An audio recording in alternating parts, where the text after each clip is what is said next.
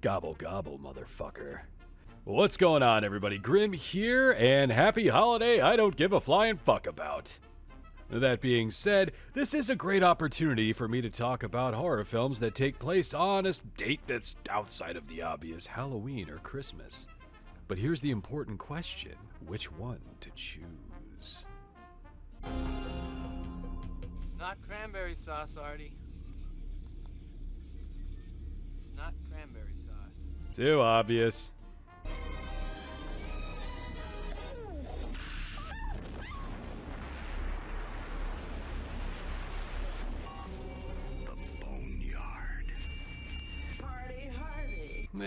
Too obscure.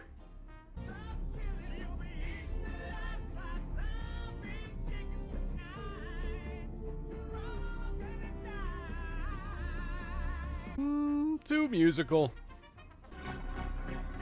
You're so cute. Deadly friend. Oh, too bleak.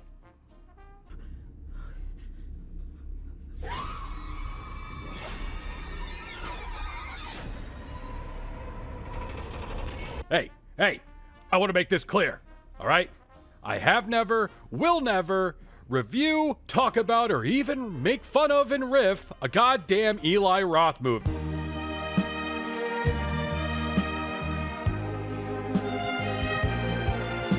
There really are no words. I am so very sorry. I've made repeated lapses of judgment, and I have learned and grown from my mistakes as a person. I promise. One eternity later. And now that that's out of the way, I think it's time we get down to brass tacks and I do what I do best. Talk about slasher flicks. And one that just so happens to be seldom recalled, little loved, and centered around the holiday in question. If anyone ever asks you about how I feel about humanity on a whole, just go ahead and remind them that I brought up and reviewed 1981's Home Sweet Home. And then punch him in the throat for me. It's okay. Funny cartoon internet man said it was fine. That'll hold up in court. The plot of Home Sweet Home... I'm sorry. I think I just heard a toilet flush. The plot centers around a group of, air quotes, family and friends getting together to celebrate the greatest holiday outside of Columbus Day or International Men's Day. Hey, don't get mad at me. I didn't invent irony, okay? I just actually know what that fucking word means. Only for them to be joined by an escaped mental patient hell-bent on terrorizing them. The film opens with an exposition dump via radio about, what else but the weather, as a man sits parked while reading a paper and offers the cameraman an alcoholic beverage. Currently broadcast center at Sporting. Hey, you want a beer? But this new off-screen drinking buddy's not a fan of the king of beers, so... Hey! Drink you!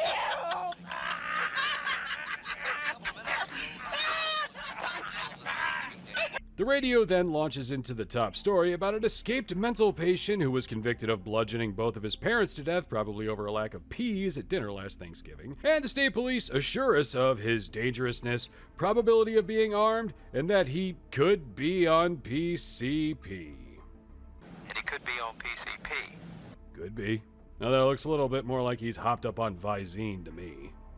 But his most distinguishing characteristic is that he has the title of the film written on the back of his hand? It's okay. If you think that's absurd, check this out.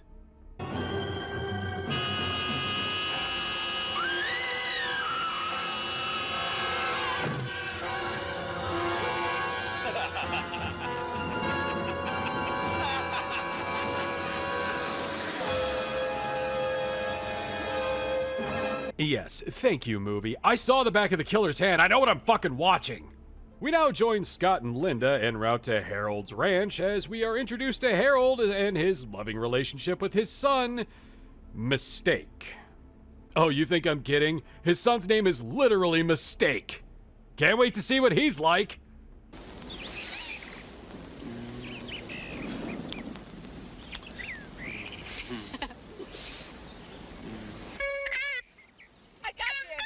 Damn you, little creep! I think a complication is developing. You get a rain check. Ooh, let's get it on, baby. The show's yours. I suddenly find myself siding with Lin Shaye in Detroit Rock City. Anyway, as our hulking homicidal maniac pulls over to wash the grandma off his windshield, we then jump back over to the house and... Are you feeling the holiday spirit yet? On top of everything else annoying in this movie, someone forgot to bring the damn wine. So while Gail and Linda here head out for the booze, and Harold is supposed to get started on the peas, we're introduced to Angel, a little girl that serves as the only identifiable character in this movie. What I mean by that is she mostly stands around looking lost and bored. I'm sure we can. Yeah, whoa. But who cares? It gives me a chance to get out of that nut house. Yeah, well, maybe my subconscious is working to save my sanity. Wonderful. There's over an hour of this left. Oh, right. There's a killer in this movie.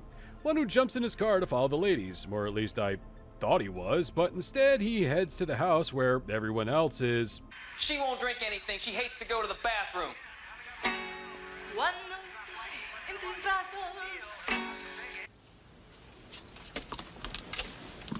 Where are the peas? For the love of Christ, will you start killing people? So the sneaky stalker turns off the fuse box, and instead of checking it, Harold opts to turn on his backup generator. Ooh, watch your door. Oh, looks good. Could eat one of those myself. Oh, looks like it's done. I don't mean to criticize, but we're over 20 minutes into this 1981 slasher that ended up on the Video Nasties list, and the most graphic thing I've seen so far is that they opened a can of peas. Maybe we could pick up the pace a little bit, movie. And then Harold does what I wish I could do and just leaves, but instead of putting his head in the oven, he's off to get gas for the generator when he just so happens upon the killer's car and decides, hey, free gas. But Harold's hubris is his undoing when he goes back to steal the battery, something I don't think our lurking murderer is too happy about.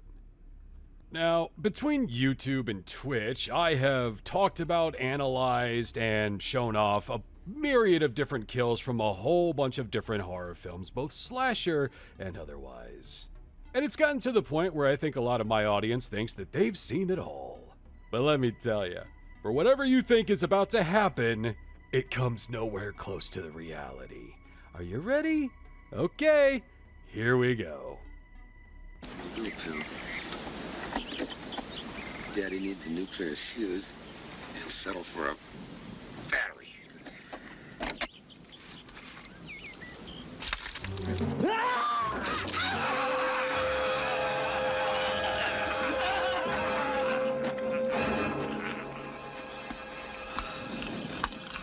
Yes, it's okay. I'll show it again.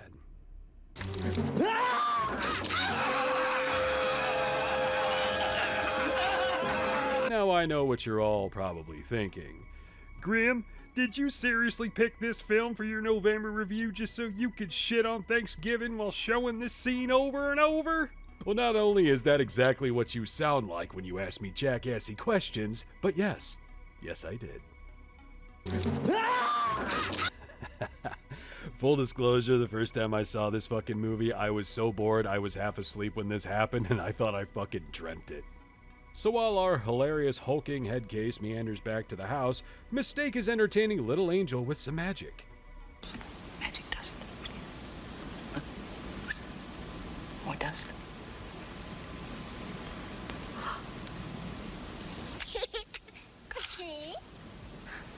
I just cannot believe any of this voodoo bullshit. Now, I'd love to tell you what's happening in this scene, but they only had one camera lens and apparently the director's dog sneezed on it and nobody noticed. We were lost. Well, I haven't driven out around here much at night. Why does Bradley live out here in the sticks? I don't know, but it sure is spooky. But what's spooky is how you're talking without moving your mouth. Back inside the house, it's suddenly discovered that the phones are down, so Wayne here decides that he and Scott should go out searching for the others. Now you go ahead. I'm gonna stay here with the troops. I don't want to leave them here without a man around. He makes a good point. Unfortunately, the phones are down, otherwise the women could call a man over. So Wayne decides to strike out on his own, but he don't get far.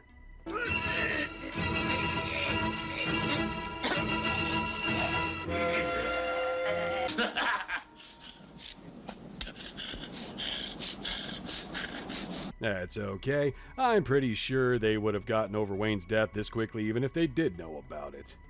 So after plopping down the turkey and pawning Maria off on mistake, Scott and Jennifer sneak off for some overdue intimacy. How did you get hooked up with this crazy bunch? I needed an apartment. That is the only relatable line of dialogue in this movie. Don't get me wrong, I still hope Scott gets fucked to death with a rusty pineapple or something. I'm just saying that who hasn't felt that way? Somebody comes over, close friend or something, and they say, hey, why do you put up with these people? And then you say, hey, I need a place to live. Only relatable words spoken in this movie. Well, only relatable words spoken in this movie outside of... Switching over to Linda and Gail, who are still on their epic wine mission, when their car suddenly dies on the way back and they decide to hoof it. Can't wait to not be able to see how that goes. Shouldn't we go downstairs and check on the others? No. Well, maybe we should. When the sex is so good you don't even take your pants off or care whether or not you leave. Meanwhile, back downstairs, the remaining crew makes a grisly discovery. Wow. It looks like the boogeyman has been here. No, it doesn't, you idiot. That's not a dog. Or his niece. So the kid got hungry and picked at the turkey. I know. Clearly that's the worst thing that's happened in this movie. Speaking of bad things happening, finally Linda and Gail happen across Wayne's car and get a surprise visitor. Hey, you wouldn't believe what we've been through tonight. Who is it? Well, I could fucking tell you who it ain't. I know, I'm having too much fun. I'll stop. So the incredulous Bulk picks up Gail and drops her head first on a rock and then chases down Linda and kills her with the broken wine bottle. At least that's what the plot description I read says, because I can't fucking tell what the hell is going on. But it's all gonna be okay now because dinner is served. Angel, honey, would you like some peas? No peas? No peas, no dessert. I'm gonna have some. All is going well right up until Mistake spills cranberry sauce on Maria, so they head out to get her cleaned up, but our killer has stashed Linda's body in the shower and takes poor Maria hostage. Sound. And I'll kill her. So instead of listening to the guy holding the woman he apparently loves hostage, Mistake starts annoying the giant, giggling, grinning, insane drug addict with a knife as he drags Maria into the woods. I'm sure it's gonna work out just fine. And yes, I tried watching this with the lights out and the brightness turned up, and no, I still couldn't see shit.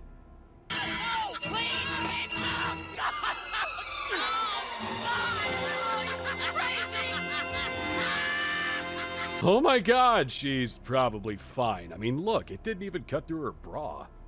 So then Mistake runs around in the dark, I think, only to then be strangled and electrocuted in what is honestly a better effect sequence than I expected and he deserved.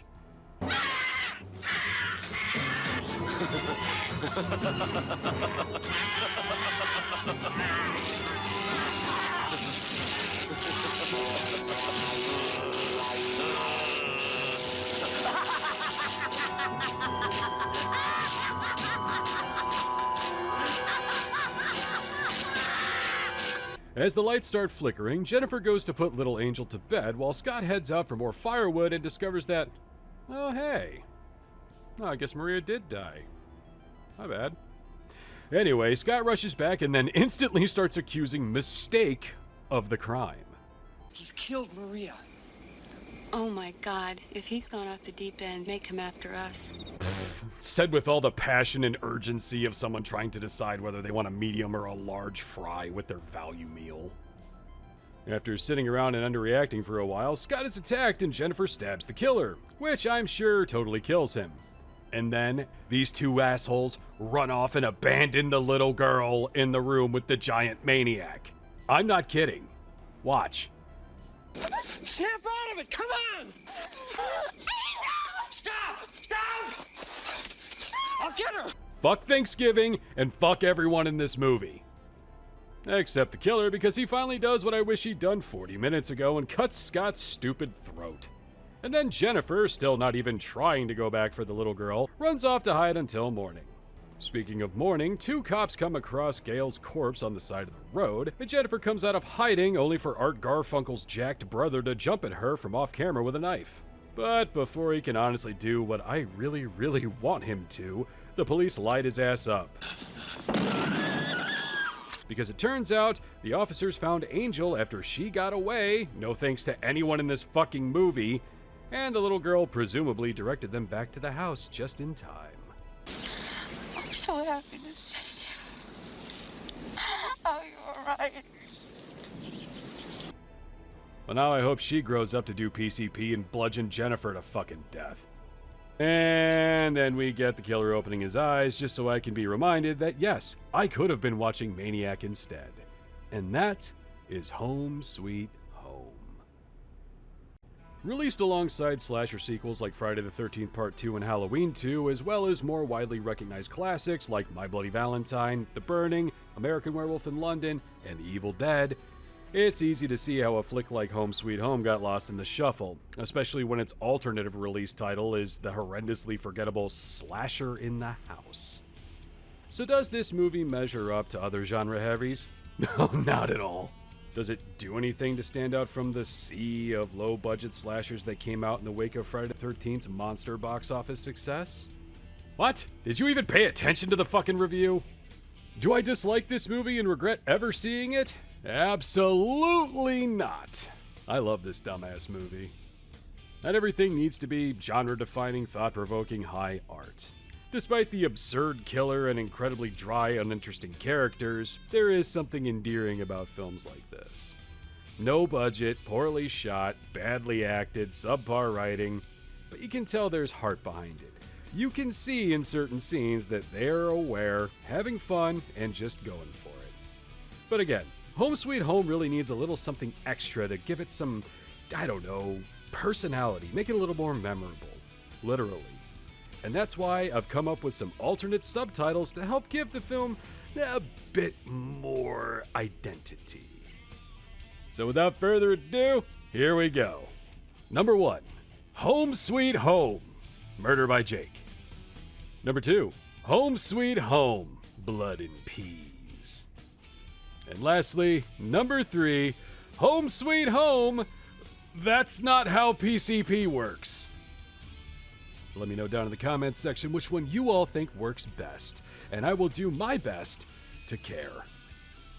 In the end, Home Sweet Slasher in the House Home harkens back to the days of grabbing a random movie off the shelf and having an experience. No, it's not a good flick, but that's okay. Goofy bullshit like this reminds us to take chances. So the next time you're scrolling on your preferred streaming service, instead of rewatching the comfort stuff, try rolling the dice. Who knows? You could end up with a new definition of bad. Something fun to riff. Or you might get lucky and find something you didn't know that you were looking for. And all that being said, this movie does suck. But so does Thanksgiving, so, I don't know. Go screw. And that's going to do it from me. I hope you guys enjoyed the review and had fun with it. I hope you had a wonderful holiday regardless of what or how you choose to celebrate it. Thanks for watching, stay safe, and I'll see you in hell. Alright, Mr. Steinfeld, car's all fixed. Wasn't easy, but I got the job done. Though I would be willing to waive all parts and labor if you'd be okay with just giving me an autograph on my copy of Home Sweet Home? What do you say?